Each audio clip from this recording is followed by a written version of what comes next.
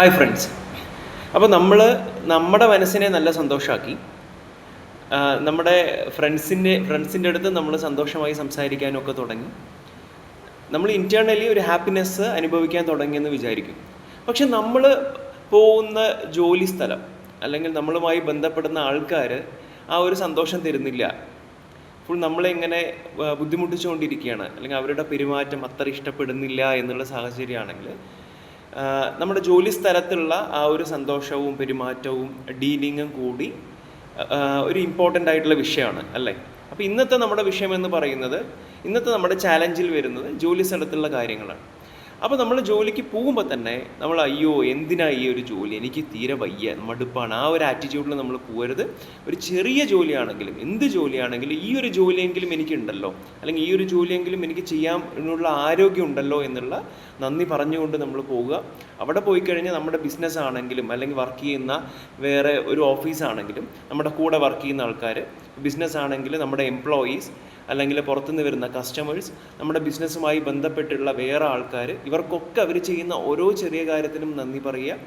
അത് തുറന്ന് തന്നെ പറയുക. അവരെ സെപ്പറേറ്റ് ആയിട്ട് എല്ലാവരുടെയും ഫ്രണ്ടും തന്നെ നമുക്ക് നന്ദി പറയാം. അവരുടെ എന്തെങ്കിലും കുറ്റങ്ങളുണ്ടെങ്കിൽ നമ്മളത് വേറെ വിളിച്ച് മാറ്റിയിട്ട് അത് നല്ല രീതിയിൽ അവർക്ക് പറഞ്ഞ് മനസ്സിലാക്കി കൊടുക്കാം അവർ ചെയ്യുന്ന തെറ്റുകൾ. അല്ലാതെ എല്ലാ തെറ്റുകളും നമ്മൾ കണ്ണടയ്ക്കണം എന്ന ഒരു കാര്യമല്ല. അതിനുശേഷം ഇന്നത്തെ ടാസ്ക് എന്ന് പറയുന്നത്, നമ്മൾ വിചാരിക്കുക നമ്മുടെ കൂടെ ഒരു ഇൻവിസിബിൾ മാനേജർ ഉണ്ടെന്ന് വിചാരിക്കുക. നമുക്ക് കാണാൻ പറ്റാത്ത ഒരു മാനേജർ ഉണ്ട്. ആ മാനേജറെ നമുക്ക് ദൈവമെന്നോ അല്ലെങ്കിൽ ഈ പ്രപഞ്ചമെന്നോ യൂണിവേഴ്സ് എന്നോ ഒക്കെ നമുക്ക് വിളിക്കാം, നമുക്ക് ഇഷ്ടമുള്ള പേരിൽ വിളിക്കാം. ആ മാനേജർ എന്താ ചെയ്യുക അറിയോ? നമ്മൾ ഓരോ കാര്യത്തിന് പറയുന്ന നന്ദിയും ആളെണ്ണും. 1, 2, 3, 4, 5 എന്ന് പറഞ്ഞ ആളുടെ ബുക്കിൽ എഴുതി വയ്ക്കുമെന്ന് വിചാരിക്കും. നമ്മുടെ കൂടെ നടക്കുകയാണ് അദ്ദേഹം, ആ മാനേജർ. നമ്മൾ എന്തൊക്കെ കാര്യങ്ങൾ നമ്മുടെ മനസ്സിലോ അല്ലെങ്കിൽ തുറന്നോ നന്ദി പറയുന്നു, ഗ്രാറ്റിറ്റ്യൂഡ് പറയുന്നു, അതൊക്കെ ആൾ എഴുതി വയ്ക്കും.